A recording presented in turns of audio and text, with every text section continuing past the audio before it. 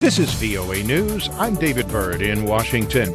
U.S. Deputy Attorney General Rod Rosenstein has denied allegations by the New York Times that he suggested that President Donald Trump be secretly recorded or that he discussed invoking the 25th Amendment to remove Trump from office. Rosenstein, the U.S. official who heads up the investigation into Russian interference in the 2016 election, said in a statement Friday that the New York Times' story is inaccurate and factually incorrect. He said he would not further comment on a story based on anonymous sources who are biased against the department and are advancing their own personal agenda. Rosenstein added that he wanted to be clear, based on his personal dealing with the president, there's no basis to invoke the 25th Amendment. A source who was in the room during a meeting when Rosenstein made the remark about recording the president told VOA that the remark was sarcastic. He said it was never discussed with any intention of recording a conversation with the president.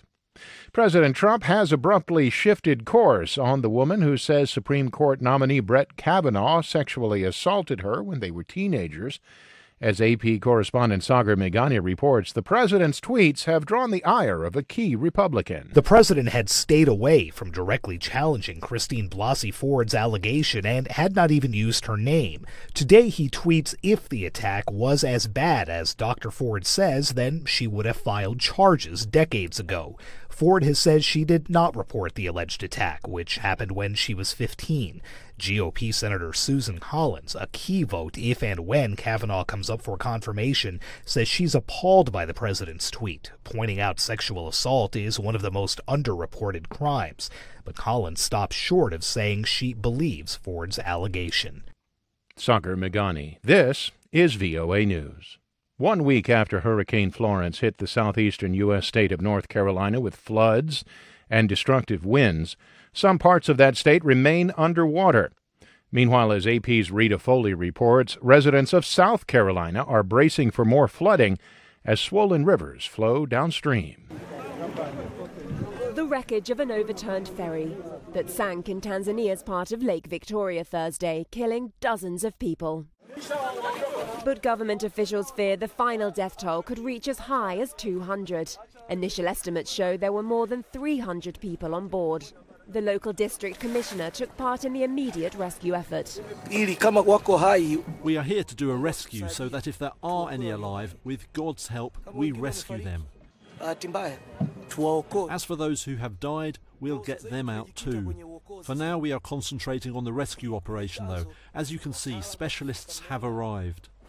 The ferry sank just meters from the dock on Lake Victoria's biggest island.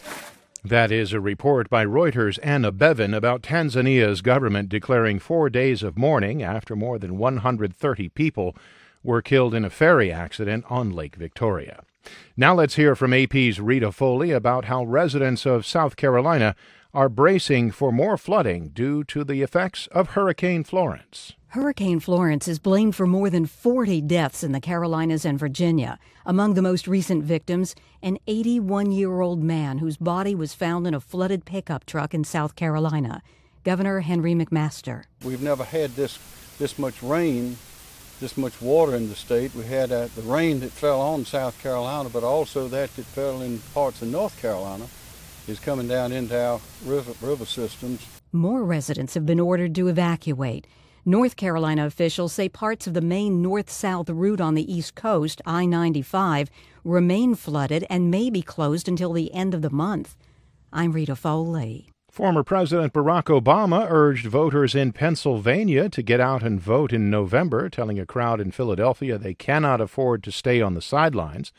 At a rally for two leading Democrats running for re-election, Governor Tom Wolf and U.S. Senator Bob Casey, the former president said the only way to control the abuse of power is to vote. There's only one real check on bad policy, and there's only one real check on the abuse of power, and that is you, the American people, standing up and deciding to cast your ballot. Obama's trip is the latest in a string of appearances the former president is making before the midterm elections on November 6th. For more on these stories, visit our website, voanews.com. I'm David Byrd, VOA News.